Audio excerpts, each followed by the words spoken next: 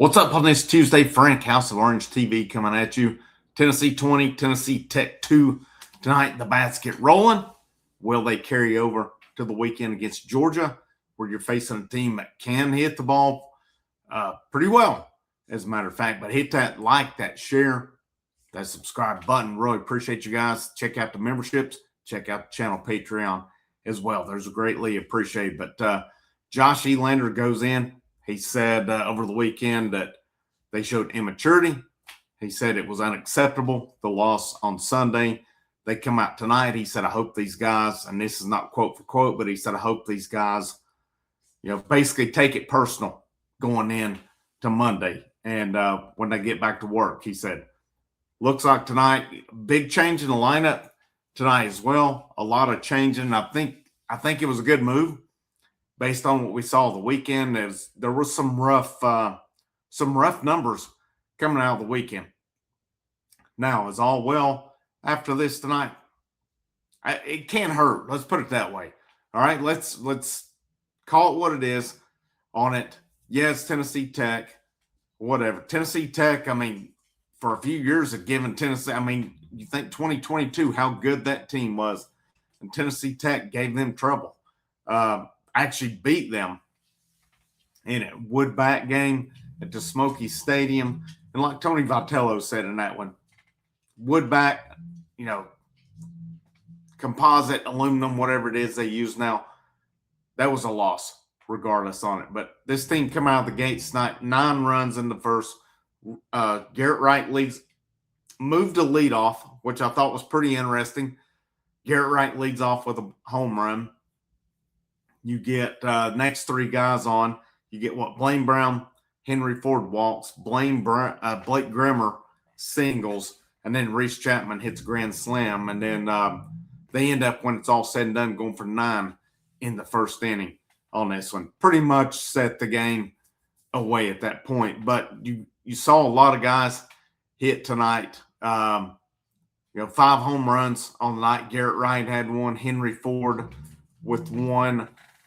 Reese Chapman with a grand slam, Nathan Eisfelder with a grand slam, and then Manny Marin stays red hot and hits another one. Manny Marin was 2 for 2 again tonight with 2 runs, 2 RBIs, had a home run, had a double.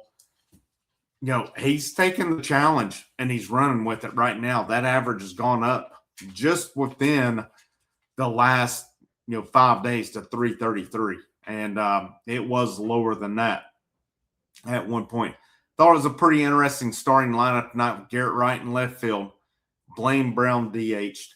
I kind of wonder if they might actually bench Blaine Brown tonight, but he was in the lineup with it. Henry Ford batted third, played third, 3 for 3, 5 RBIs on the night.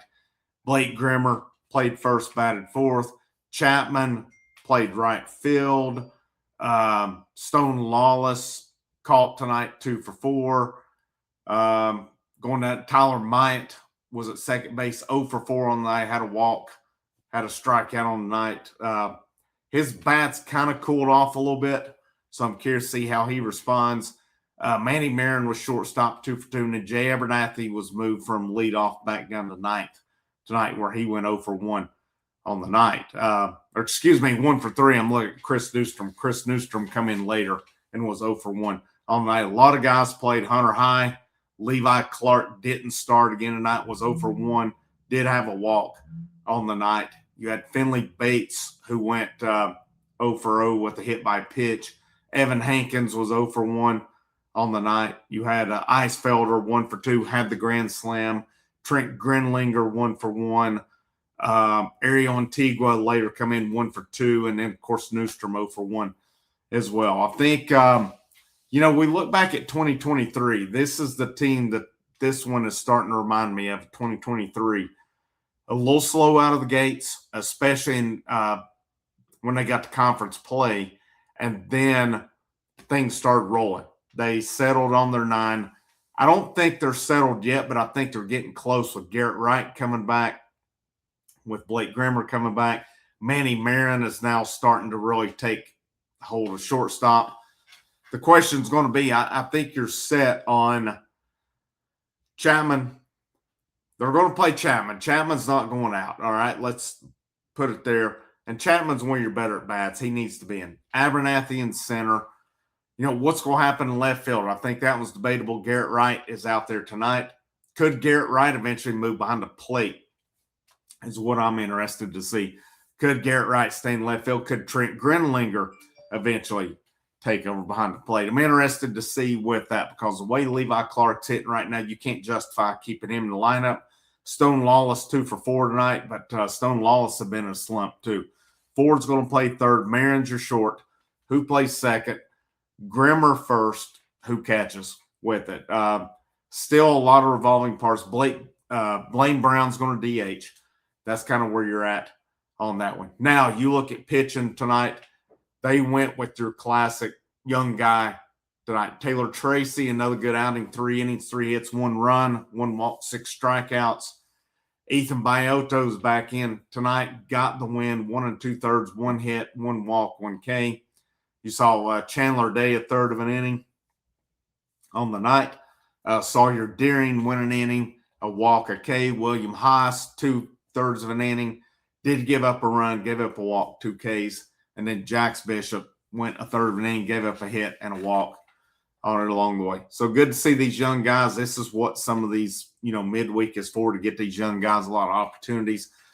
What happens this weekend when we go to Georgia? It's going to be pretty interesting. I don't think it'll be a surprise. I think you're going to see Coons, Matt Arvidsson, I keep saying Arvidsson, Blanco as your rotation. I really feel like they're wanting to stack up pitching on Friday with Coons, Arvidsson, and then anybody else, you go from there. Saturday, it feels like they're wanting to go. And you're probably going to see Brady Frederick used numerous times as well. I was almost about to yawn there. I was trying to catch it there. Brady Frederick is going to get a lot of appearances here. You'll see him multiple times on the weekend. I feel like Sunday or Saturday, you're maybe looking at Mack, Appenzeller, Krenzel is how they want to go with that. And then Sunday, I feel like it's Blanco, and it's probably your bullpen all hands on deck, barring that, they're not used up, that Arvidsson's not used up, that Krenzel, they could go a lot of different directions. Obviously, you probably see Bo Rudy, maybe Mark Hendy in there as well. But I feel like that's where they go with it. Your lineup, I think, is going to keep shifting until it gets consistent. I'm pretty tired right now. I don't know where, I think really if you look at it, I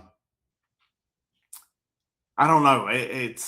There's some revolving doors right now. I still feel like Levi Clark, I still feel like you need to give him that chance to work through it. But again, at the same time, though, how long can you go with that? That's a tough one there. Newstrom, I feel like, is the same. Newstrom was really good in Texas, come out good against ETSU, and then all of a sudden he doesn't play. So it's, kind of a weird one there. But we'll kind of see where they go. It's going to get real this weekend. This Georgia team is good. They can hit.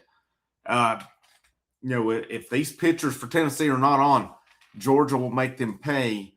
And they've got some good pitching as well. So I can assure you, if Wright State's Sunday guy is shutting Tennessee down, some of these dudes we're going to see can shut them down as well. So hopefully this gets this team going tonight. Confidence booster. Hopefully they go in this weekend ready to take care of business. I really and truly feel like this starting rotation is going to give us a chance. But, if this offense can't hit, you're putting the pitchers behind the 8 ball out of the gate. I feel like these guys will get the job done, but you got to have some offensive backup as well. I'm going to wrap up on that one. This is Frank. This is the House of Orange, and I'll see you when I see you.